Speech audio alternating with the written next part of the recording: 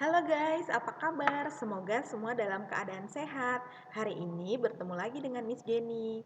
Hari ini kita akan belajar mengenai perkembangbiakan hewan. Tujuan kamu mempelajari ini agar kamu dapat mengetahui perkembangbiakan hewan serta dapat mengidentifikasi perkembangbiakan hewan-hewan yang berada di sekitar kamu. Yuk, kita masuk yuk. Nah, kita lihat dulu ya, apa itu perkembangbiakan? Masih ingat tidak? Perkembangbiakan adalah kemampuan makhluk hidup untuk menghasilkan individu baru yang sifatnya sama atau menyerupai induknya. Nah, perkembangbiakan pada hewan ini dibagi menjadi dua. Yang pertama, perkembangbiakan secara generatif. Yang kedua, perkembangbiakan secara vegetatif.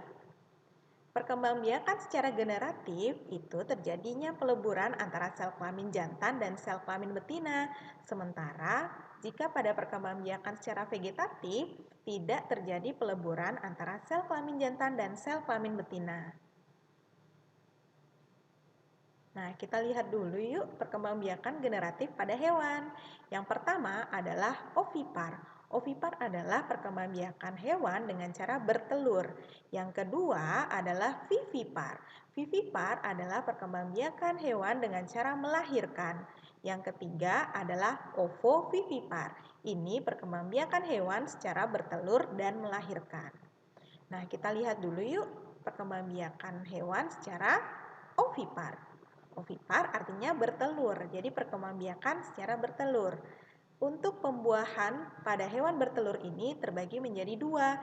Yang pertama adalah internal. Internal berarti pertemuan antara sel kelamin jantan dan sel kelamin betina berada atau terjadi di dalam tubuh induk. Yang sel kelamin betinanya ya, tubuh induk betina. Nah, contoh hewannya adalah unggas, serangga, reptil. Nah, yang kedua ada pembuahan eksternal. Ini pertemuan antara sel kelamin jantan dan sel kelamin betinanya terjadi di luar tubuh induk. Nah, ini terjadi pada katak dan ikan.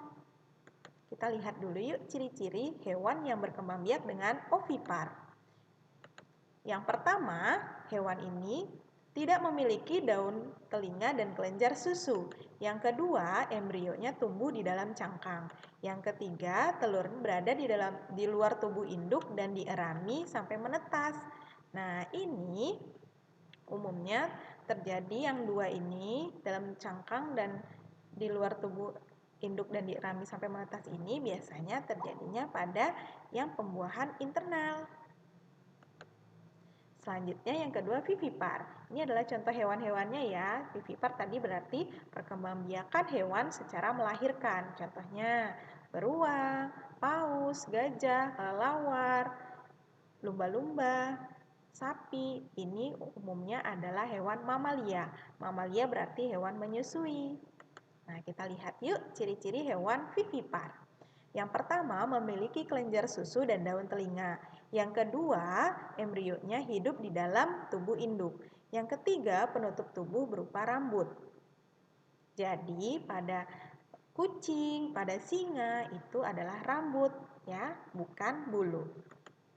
Nah, selanjutnya adalah ovovivipar. Ovovivipar adalah hewan bertelur dan melahirkan. Nah, dari contoh di sini ada ikan pari, ada ikan hiu, kuda laut, dan sebagian kadal. Namun, di sini ada gambar platypus. Nah, sejak tahun 2017 ahli sempat kebingungan ya, karena hewan ini dia tergolong dalam mamalia namun dia bertelur. Nah, sekarang dia tidak digolongkan lagi ke dalam ovovivipar melainkan ovipar ya. Yuk kita lihat yuk ciri-ciri hewan yang termasuk hewan ovovivipar. Yang pertama adalah tidak memiliki kelenjar susu. Yang kedua, embrio tumbuh dan berkembang di dalam telur yang berada di dalam tubuh induk.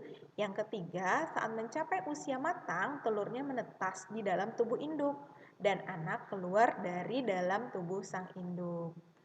Yuk kita lihat yuk persamaan dan perbedaan perkembangbiakan hewan.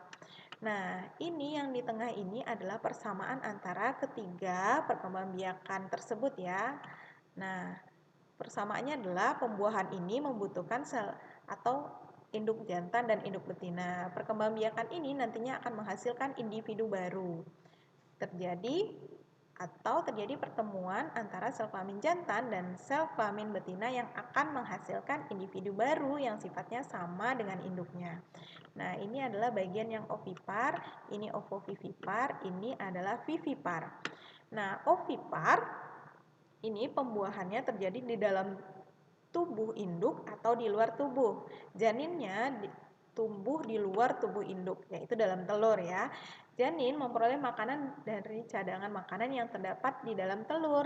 Janin tumbuh relatif cepat, tidak memiliki daun telinga dan tubuh ditumbuhi bulu, tidak memiliki kelenjar, susu, dan mengerami telur. Nah, selanjutnya yang vivipar. Janin tumbuh di dalam rahim induk betina. Janin memperoleh makanan dari induknya langsung. Pertumbuhan janinnya relatif lebih lama ya dibandingkan hewan ovipar. Terus memiliki daun telinga, memiliki kelenjar susu, biasanya tubuhnya ditumbuhi oleh rambut. Telur ada di dalam tubuh induk mengalami masa kehamilan. Nah, jika masuk ke dalam ovovivipar ini tidak memiliki kelenjar susu dan tidak menyusui anaknya. Ini masih dibuat kecuali platypus. Padahal sekarang platypus tidak masuk lagi ke dalam ovovivipar ya. Platypus termasuk ke dalam ovipar. Makanan diperoleh embrio berasal dari dalam telur, bukan dari tubuh induk. Zigot tumbuh menjadi embrio di dalam telur dan menetas di dalam tubuh induknya. Jadi anak keluar nanti melalui proses persalinan atau melahirkan ya. Nah, lanjut perkembangbiakan vegetatif. Nah, pada hewan perkembangbiakan vegetatif ini terjadi pada hewan tingkat rendah. Macam-macamnya, yang pertama adalah membelah diri, yang kedua fragmentasi, yang ketiga adalah tunas. Ya, kita lihat yuk yang membelah diri. Membelah diri.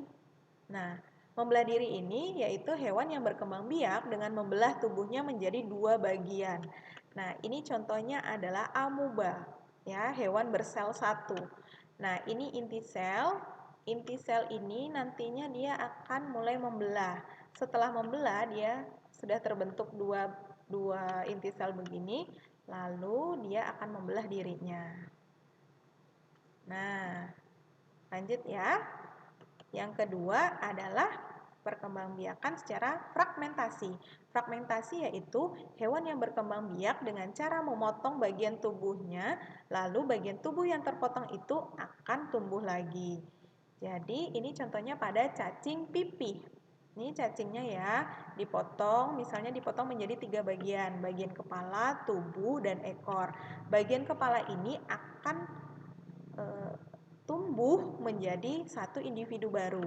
Bagian tubuh pun seperti itu ya, jadi dia nanti akan tumbuh menjadi satu individu baru. Dan bagian ekor juga, nanti dia akan tumbuh menjadi satu individu baru. Yuk kita lanjut. Nah, yang ketiga adalah hidra. Hidra berkembang biak dengan tunas. Jadi cara perkembangbiakan secara vegetatif selanjutnya adalah tunas. Tunas ini apa? Tunas ini adanya pertumbuhan calon anak berupa tunas yang menempel pada tubuh induknya hingga dia cukup dewasa untuk melepaskan diri. Jadi ini hidra dewasa, lalu muncul tunas dari tubuhnya ya. Nah, tunas ini berkembang sampai tumbuh menjadi dewasa, muncullah mulut dan tentakel. Setelah cukup dewasa nanti tunasnya mulai melepaskan diri dari tubuh induknya. Nah, jika kamu sudah paham, kamu bisa mengerjakan latihan di halaman 59. Jika belum paham, kamu dapat mengulangi video ini lagi ya. Terima kasih, sampai jumpa.